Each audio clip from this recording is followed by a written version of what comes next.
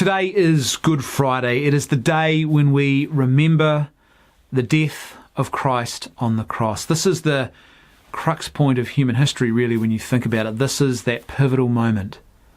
This is the moment when Christ's covenant is finally opened up to all of humanity. That covenant that started all those many, many generations ago with Adam in the garden, a covenant between God and one man, and then it becomes a covenant between Adam and Eve, a covenant between God and a married couple, and then it becomes a covenant between God and Noah, a covenant with a family, and so on and so on and so on, finally to the point now where today the temple veil is torn in two and that covenant is opened up for all of us.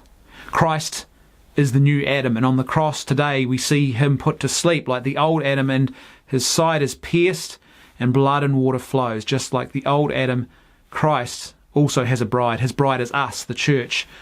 The church is born from his side. That blood and water is symbolic of the Eucharist, of communion, and of baptism, the hallmarks of what it is to be the church. This covenant is now opened up to us through this profound act of self-giving love.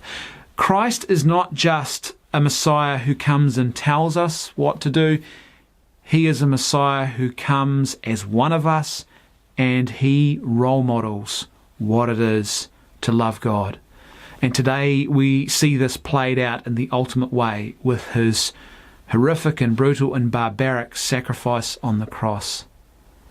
This is Christ showing how much he loves us. This is the love of God on display in a profound and huge and overwhelming way that we can never ever hope to repay.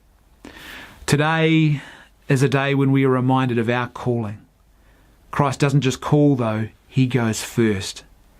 And today is a day for anyone who is suffering or who has experienced great suffering in life, because today is a reminder that Christ has already trod that path before you.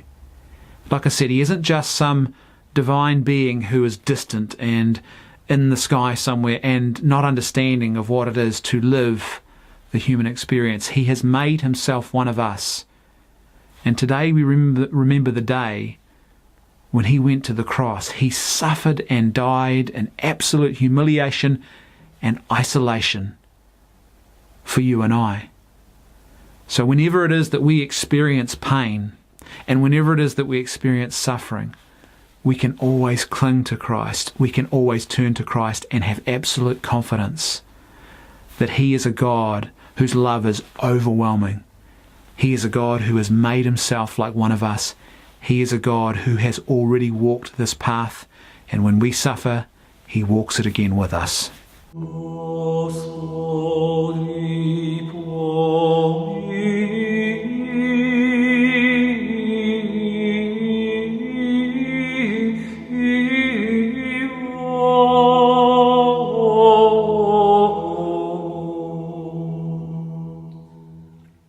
Today's saint quote of the day comes from Saint Theodore the Studite, and he said this: "How precious the gift of the cross, how splendid to contemplate.